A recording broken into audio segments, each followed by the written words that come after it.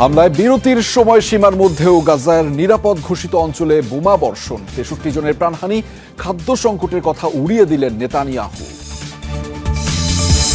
স্কটল্যান্ডে Trump ইউরোপীয় commission president বৈঠক, you পণ্যে ১৫% শুল্কে বাণিজ্য চুক্তি সই, কিছু মার্কিন পণ্যে শূন্য ট্যারিফের সিদ্ধান্ত।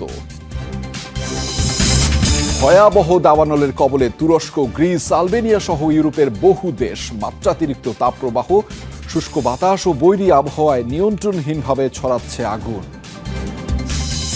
এবার জানাচ্ছি বিস্তারিত। ত্রাণ নিয়ে রীতিমতো প্রহসন চলছে গাজাবাসীর সাথে। ইসরায়েল মানবিক বিরতি ঘোষণার পরও হামলা হয়েছে নিরাপদ ঘোষিত অঞ্চলে।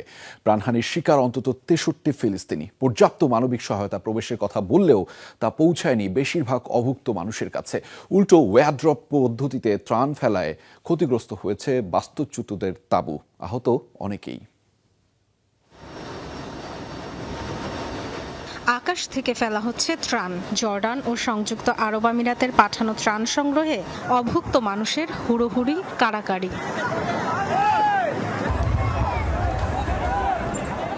২২ লাখ জনগোষ্ঠীর উপত্যকায় যেখানে প্রতিটি মানুষ ক্ষুধার্ত, হাসপাতালে ধুকে ধুকে মরছে, সেখানে সামান্য এই ত্রাণ সমুদ্রে এক ফোঁটা পানির মতো। দীর্ঘদিন পর রোববার কিছু খাদ্য সহায়তা গাজায় ঢুকলেও তা জোটেনি বেশিরভাগ মানুষের ভাগ্যে। ১ কিলো আটার জন্য ভিখারির মতো রাস্তার পাশে বসে আছি, কিন্তু আমাদের কাছে কিছুই পৌঁছায়নি। বোমা, গুলি, এখন কোনো কিছুর তোয়াক্কা করছে না গাজাবাসী। এক মুঠো খাবার এখন তাদের স্বপ্ন। অভুক্ত কঙ্কালসার সন্তানের মুখে অন্নের যোগান দিতে হাঁটতে হচ্ছে মাইলের পর মাইল। ৩-৪ কিলোমিটার হেঁটেছি। ১৫ দিনে বেশি সময় ধরে গিয়ে কিছুই পাইনি। রক্তের বিনিময়ে পাওয়া এই খাবার। মানুষ না খেয়ে বের হয় আটার সন্ধানে। পানিও জোটে না। মরে গেলে মনে হয় আমাদের রক্তও শুকিয়ে যাবে। একদিন আগেই আন্তর্জাতিক চাপে পড়ে ইসরায়েল ঘোষণা দিয়েছিল কয়েকটি অঞ্চলে দৈনিক ১০ ঘন্টা বন্ধ থাকবে হামলা, সরবরাহ করা হবে ত্রাণ। কিন্তু বরাবরের মতোই ধোঁকা দিয়েছে তেল আবিব। মানবিক বিরতি কার্যকরের কয়েক ঘন্টার মধ্যেই হামলা হয়েছে নিরাপদ ঘোষিত অঞ্চলেই। ঘটেছে বড় ধরনের প্রাণহানিও। আমরা সাময়িক হামলা বন্ধের কথা শুনেছি, কিন্তু সবখানেই বোমাবর্ষণ চলছে। ত্রাণ দেওয়ার কথা বলছে, তাও দিচ্ছে না। বাস্তবে কোনো পরিবর্তনই দেখছি না। বলেছে মানবিক যুদ্ধবিরতি হবে, তেমন কিছুই তো দেখছি না। মাথার উপর দিয়ে বিমান যাচ্ছে। এয়ারড্রপ পদ্ধতিতে ত্রাণ ফেলার সময়ও হয়েছে দুর্ঘটনা।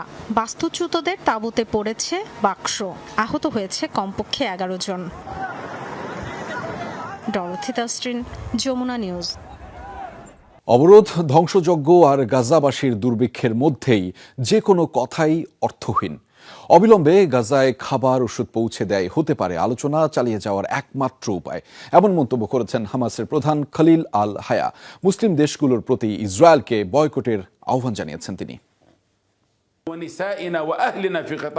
আরব দেশ ও ইসলামিক জাতিগুলোর প্রতি আহ্বান জানায়, ইহুদি সাম্রাজ্যের সাথে সব ধরনের রাজনৈতিক, কূটনৈতিক ও বাণিজ্যিক সম্পর্ক ছিন্ন করুন। গাজায় যা হচ্ছে তার বিরুদ্ধে ক্ষোভ প্রকাশ করুন। বিশেষ করে প্রতিবেশীদের প্রতি আমার আহ্বান, জল ও স্থলপথে ফিলিস্তিনের দিকে মার্চ করুন। ইহুদি সাম্রাজ্যবাদীদের দূতাবাস ঘিরে রাখুন, পর্যটন বয়কট করুন।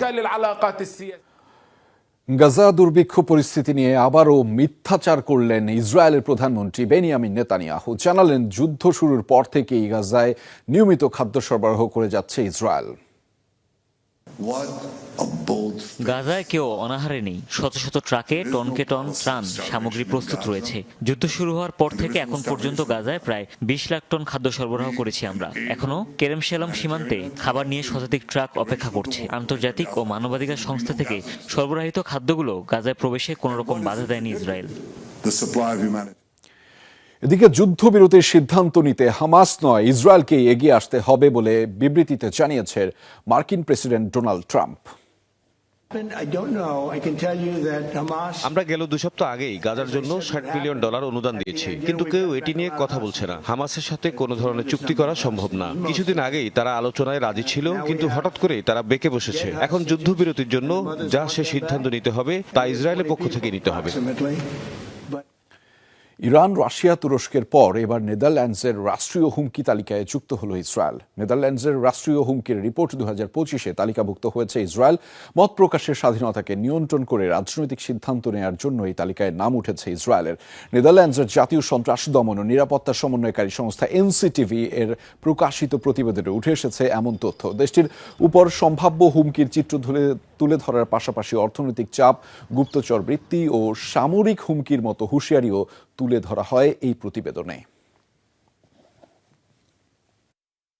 ইউরোপের সকল পণ্যে 30% শুল্কের হুমকি দিলেও অবশেষে সে পথে হাঁটেননি মার্কিন প্রেসিডেন্ট ডোনাল্ড ট্রাম্প। এখন থেকে ইউরোপ থেকে যুক্তরাষ্ট্রে পণ্য রফতানিতে শুল্ক দিতে হবে 15%।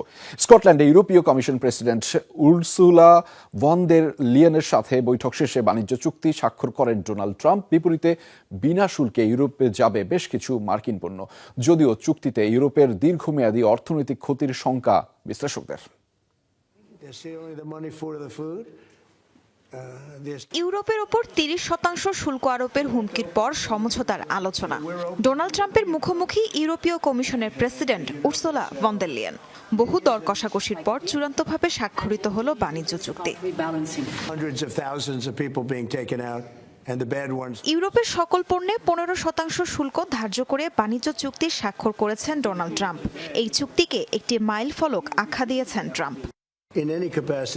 আমাদের কাছে একটি ভালো সংবাদ আছে, একটি চুক্তি স্বাক্ষর করেছি। বলা যায় এই চুক্তি একটি মাইলফলক হয়ে থাকবে। উর্সুলার নেতৃত্বে অনেকগুলো দেশের সাথে সমঝোতা করতে পারল যুক্তরাষ্ট্র। চুক্তিটিকে দুপক্ষের জন্যই সুবিধাজনক বলেছেন ইউরোপীয় কমিশনের প্রেসিডেন্ট উর্সুলা ভন দের লিয়েন। স্বাক্ষরিত চুক্তি অনুযায়ী সকল উড়োযান ও যন্ত্রাংশ, কিছু রাসায়নিক, সেমিকন্ডাক্টর যন্ত্রপাতি সহ আরও কিছু পণ্যে থাকবে 0% শুল্ক। 0 ট্যারিফের পণ্যের পরিমাণ ভবিষ্যতে আরও বাড়ানো হবে বলে জানিয়েছেন তিনি। গ্যাস ও তেলের মতো জ্বালানির জন্য রাশিয়ার উপর নির্ভরশীলতা কমানোর উদ্যোগের কথাও জানিয়েছেন উর্সুলা। ইউরোপের পণ্যের উপর সর্বোচ্চ 15% শুল্ক আরোপ হয়েছে, যা বেশিরভাগ খাতে প্রযোজ্য হবে। সেই সাথে দ্বিপাক্ষিক ভিত্তিতে কিছু পণ্যের 0 ট্যারিফে আমদানি রফতানি চলবে। ইউরোপের জ্বালানি খাতে বৈচিত্র্য আনতে যুক্তরাষ্ট্র থেকে ক্রয়ের হার বাড়াতে হবে। আপাত দৃষ্টিতে চুক্তিটি দুই পক্ষের জন্যই ইতিবাচক ব্যাখ্যা করা হলেও একে মুখ রক্ষার চুক্তি বলছেন অনেক বিশ্লেষক। এতে ইউরোপের অর্থনীতিতে দীর্ঘমেয়াদী ক্ষতির সম্ভাবনা রয়েছে বলে শঙ্কা তাদের।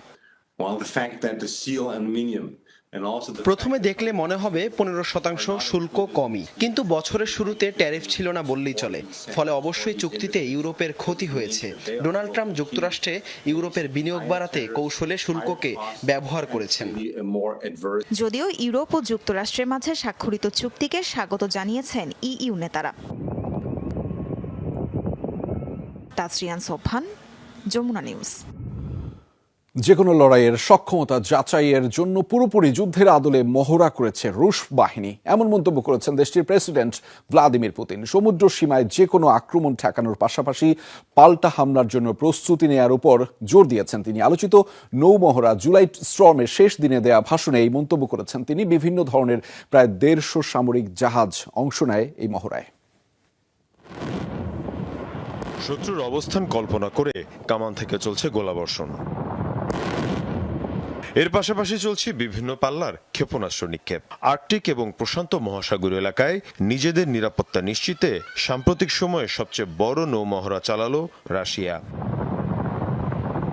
4 দিনব্যাপী এই মহড়া শেষ হয় রোববার। রণতরী, ফ্রিগেট, ডেস্ট্রয়ার, মিসাইল বোট সহ প্রায় 150 সামরিক জাহাজ অংশ নেয় এই মহড়ায়। সামরিক বাহিনীর 15,000-এর বেশি সদস্য যোগ দেন এই যুদ্ধ প্রশিক্ষণে।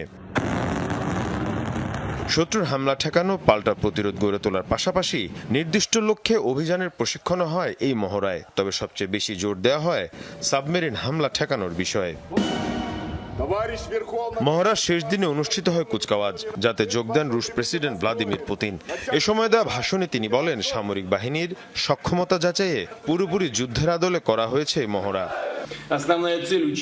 সমুদ্র সীমায় শত্রুর আক্রমণ ঠেকানো সহ নৌবহরের সক্ষমতা যাচাই করাই আমাদের লক্ষ্য। তাই পুরোপুরি যুদ্ধের আদলে চালানো হচ্ছে এই মহড়া, যাতে সামরিক সদস্যরা আরও অভিজ্ঞতা অর্জন করতে পারে। ইউক্রেনের সাথে যুদ্ধের পর থেকেই পশ্চিমা দেশগুলোর সাথে সামরিক সংঘাতের সংখ্যা বেড়েছে রাশিয়ার। তার প্রেক্ষিতে বড় পরিসরে মহড়া চালিয়ে আসছে দেশটি।